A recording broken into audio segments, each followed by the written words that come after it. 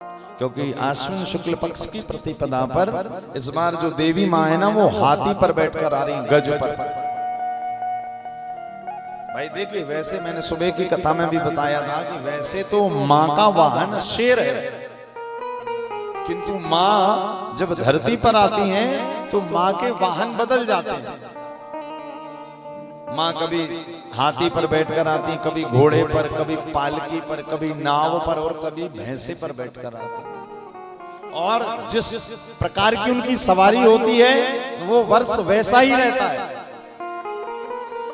तो इस वर्ष शास्त्रज्ञों का कहना है कि माँ हाथी पर बैठकर आ रही है, मतलब सुख, समृद्धि, ज्ञान और जल, ये चारों चीजें अपने साथ में लेकर आ रही है। तो देखो 2-3-4 साल के बाद में कोरोना से ये नवरात्रि में थोड़ी मुक्ति मिली, वरना महाराज हर साल तो कहीं शासन की कोई गाइडलाइन होती थी, मास्क लगाकर घूमो, ये मत करो, वो मत करो। इस बार थोड़ा स्वतंत्रता है कि आराम से लोग स्वच्छंद घूम पाएंगे, माँ का पूजन सेवन कर पाएंगे। और इस बार जो देवी जी आ रही हैं, वो देखिए लिखा हुआ है देवी भागवत में, माँ के आगमन के दिनों पर निर्भर करता है कि माँ किस वाहन पर बैठकर आ रही है। यदि जगत जननी माँ अंबिका भवानी जगत धात्री सोमवार, रविवार या सोमवार को उनका आगमन हो और शुक्रवार या बुधवार को उनका विसर्जन हो, उनका यहां से जाना हो, रविवार या सोमवार का आगमन, बुधवार या शुक्रवार को उनका वापस विसर्जन हो, तो समझना चाहिए शास्त्र आज्ञा करते हैं कि माँ गज पर बैठकर आ रही, हाथी पर बैठकर आ रही हैं। और जब माँ हाथी पर बैठकर आती हैं तो माँ साक्षात लक्ष्मी का स्वरूप बन जाती है। तो भैया इस नवरात्रि माँ लक्ष्मी बनकर आ रही हैं, तो लक्ष्मी जी का स्वागत 26 सितंबर को आपको बढ़िया घट स्थापन से करना है। कलश सजाइए बढ़िया, आम्र के पल्लव हो गए, अशोक के पल्लव हो गए, उस पर रखिए।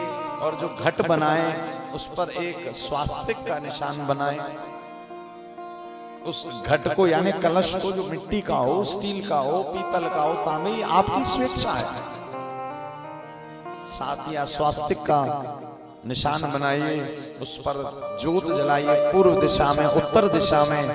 याद रखिएगा, जब माँ के आगमन पर हम घट स्थापन, कलश स्थापना करते हैं तो उसकी ज्योत दक्षिण दिशा में बिल्कुल मत रखिएगा। उसकी ज्योत या तो पूर्व दिशा में रखिए, उत्तर में रखिए, पश्चिम में रखिए, दक्षिण में मत रखिए। दक्षिण दिशा में बोले दोष पड़ता है। अभी तो सप्ताह दक्षिण दिशा में करिए क्योंकि ये उन्हीं का पर्व चल रहा है, किंतु अब जो देव कार्य प्रारंभ होंगे वो आपको ईशान कोण में, उत्तर में या पूर्व की दिशा में होकर करने।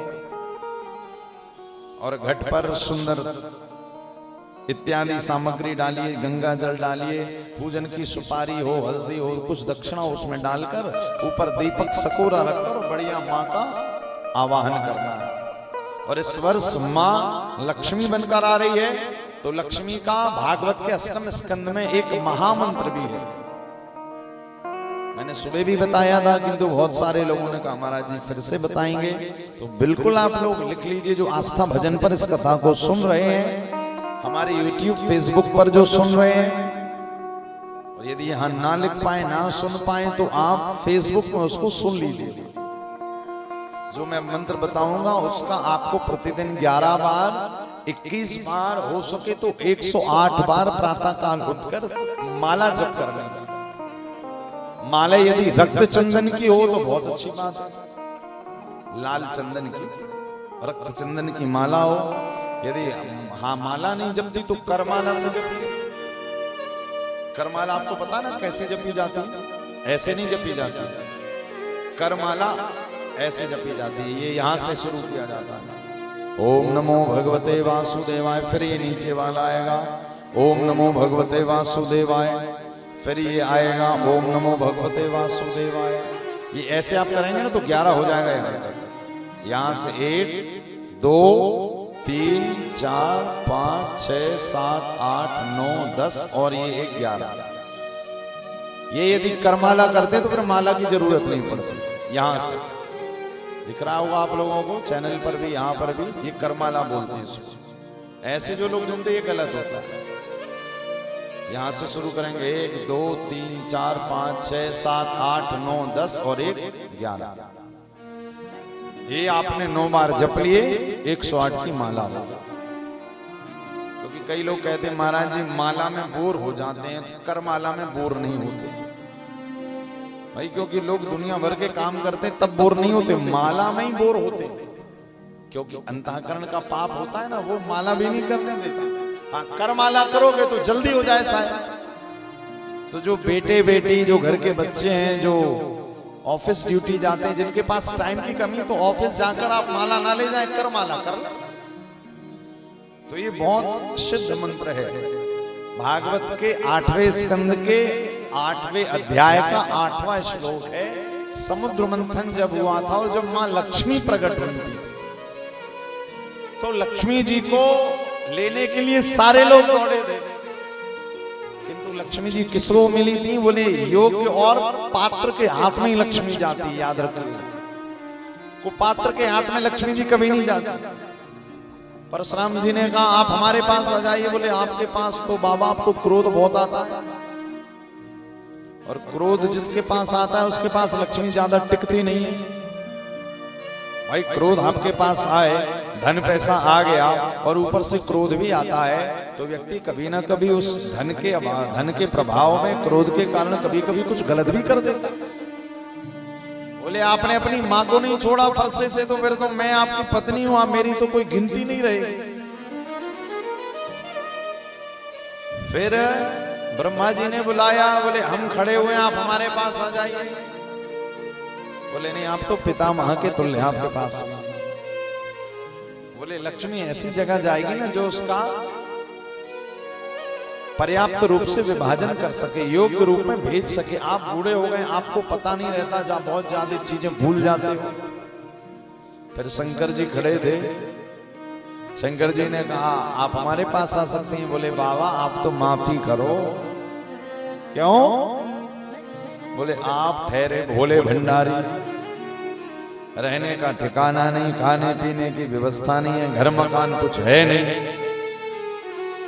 भाई आप तो हो सके यदि कोई आपके पास आ जाता है तो आप एक बार में उसको सब दे देते हो। भाई रावण आया था, सोने की लंका दे दी पूरी की पूरी। आप ये भी नहीं देखते कि ये क्या भजन कर रहा है क्या नहीं कर रहा है, आप सीधे दे देते हो। भाई आप तो विचार भी नहीं करते हो। आपने भस्मासुर को भस्म होने का विचार दे दिया और अगले दिन वो भस्मासुर आपको ही भस्म करने के लिए आ गया। तो बाबा तुम तो माफ ही करो। पर अंत में देखा लेटे हुए थे क्षीर सागर में, सहस्त्र शेषों की सैया पर। कौन? शांताकारं भुजगशयनं पद्मनाभं सुरेशं विश्वाधारं गगनसदृशं मेघवर्णं शुभांगं लक्ष्मीकान्तं कमलनयनं योगभिर्ध्यानगम्यं वन्दे विष्णुं भवभयहरं सर्वलोकैकनाथं। भगवान नारायण ने लक्ष्मी जी को बुलाया नहीं, नारायण भगवान के पास लक्ष्मी जी अपने आप चली गई। किसके पास जाती हैं? बोले जिनका जीवन शांत है, अशांत नहीं है। देखो भैया हम लोग तो 24 घंटे अशांत रहे आते, कितना भी आ जाए उसके बाद भी कमी बनी रहती है। भगवान नारायण देखो किस पे सो रहे हैं? हजार हजार फण वाले सर्प पर। और आपने देखा सर्प हमेशा हिलता रहता है, कभी शांत नहीं रहता।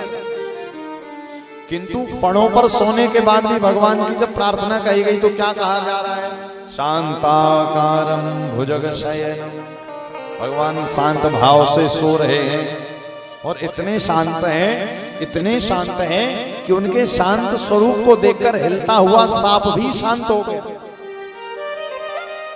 हमेशा हिलते रहने वाले सर्प पर सोने वाले नारायण शांत हैं। विचार करिएगा।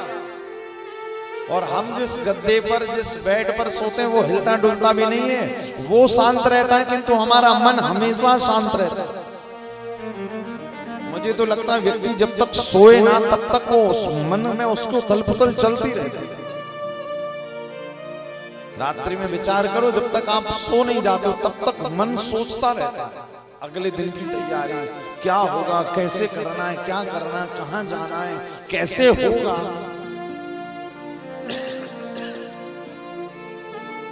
ये विचार चलता रहता है। हम इतनी सारी शांत वस्तुओं के बीच में बैठकर भी अशांत रहते हैं, और हमारे नारायण इतनी अशांत वस्तुओं के बीच में। अच्छा देखो, पहले से तो अशांत सर्प था ही, हजार हजार फण वाले शेष नाग थे, अब एक और अशांत आ गई। कौन? चंचला नाम है लक्ष्मी जी का दूसरा नाम, चंचला, जो एक जगह टिकती नहीं है, किंतु लक्ष्मी जी चरणों में है, पीछे शेष नारायण शेष नाग है, उसके बाद भी भगवान शांत है, कोई हलचल नहीं है। तो लक्ष्मी जाकर कहां स्थिर होती है? बोले जिनके जीवन में शांति है, धैर्य है, जो बुद्धि से काम लेते हैं, जो जीवन में बहुत जल्दी निर्णय पे नहीं पहुंच, थोड़ा धीरे धीरे, जिनके जीवन में परमात्मा का भजन है, उसके जीवन में क्या होता है? उसके जीवन में लक्ष्मी जी आ जाती, बुलाना नहीं पड़ता। रामचरितमानस में प्रसंग है, राम जी राजा जनक के यहां जब गए तो जनक को बुलाना नहीं पड़ा, राम जी अपने आप आए। क्यों आए? क्योंकि जनक जी का जीवन कैसा था? धर्मशील ज्ञानी गुणवंता, धर्मशील थे, और जिनका जीवन धर्मशील रहता है उनके जीवन में भगवान को बुलाना नहीं पड़ता, भगवान बिना बुलाए आ जाता है।